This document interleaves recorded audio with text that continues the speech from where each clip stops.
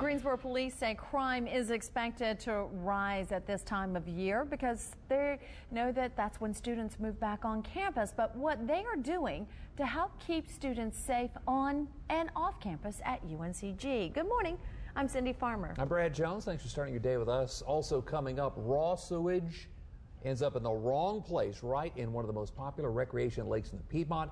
Now, people who live there are demanding some answers, and we'll hear from them just ahead. And railroads were an important factor of growth for Greensboro. This morning, we're getting a look at the city's entire railroad system, but on a smaller scale.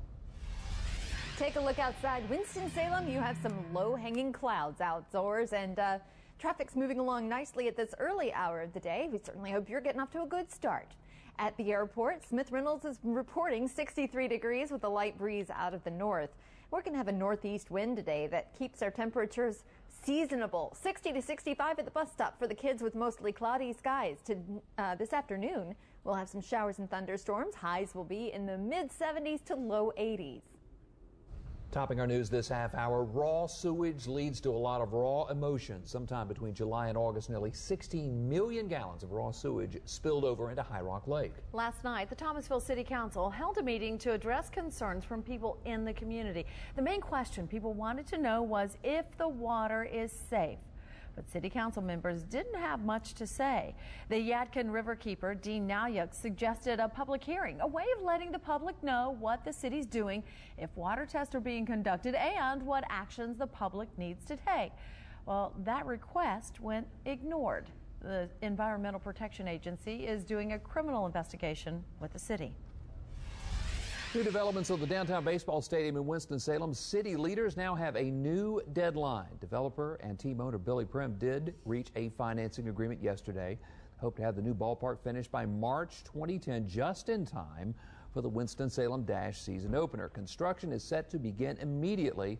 Of course, it came to a halt several months ago after a business partner pulled out. That forced Billy Prim to ask the city for nearly $12 million additional dollars to complete the work. Police now know the identity of a body found at Salem Lake, but that information is not being released until the victim's family has been notified.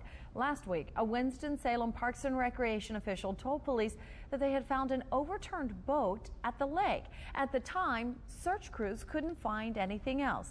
Then yesterday evening, a body was recovered from the lake. It's now been sent to Chapel Hill for an autopsy. A Rockingham County man is in jail this morning after police say he kidnapped a woman and trapped her inside her own house. Larry McIntyre was arrested in Greensboro over the weekend. He's accused of keeping Wendy Altwell inside the Stoneville home they shared for 3 months. She also told investigators that McIntyre threatened her, her children, and her grandchildren. McIntyre is being held on a $500,000 bond. Police officers at UNC Greensboro say they normally see a spike in crime around this time of year. Administrators put students on alert Sunday night after 2 armed robberies happened near campus. Fox 8's Roxana Haynes talked to a UNCG student who was held at gunpoint.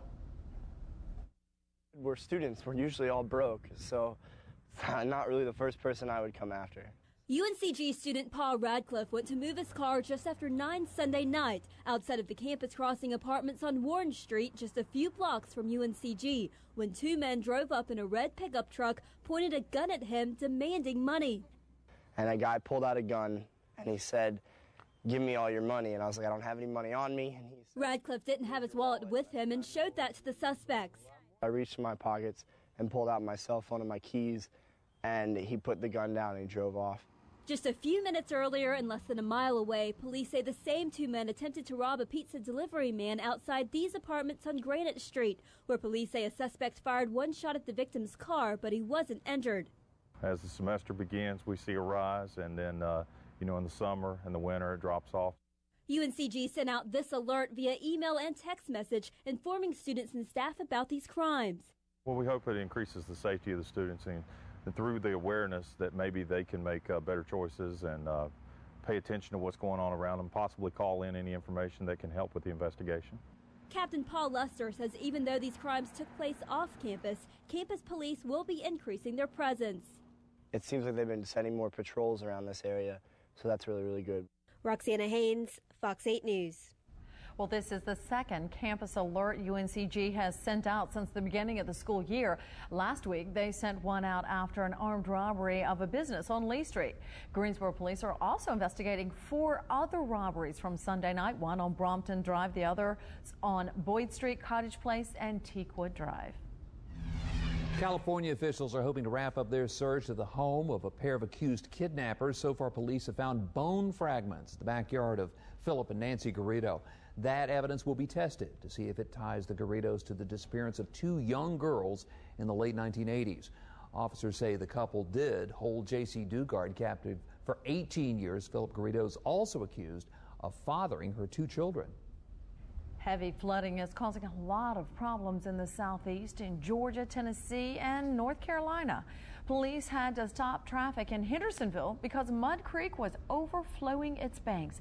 Emergency workers say it's the worst flooding that they have seen in 5 years. Plus, parts of the southeast have seen up to 20 inches of rain since Friday.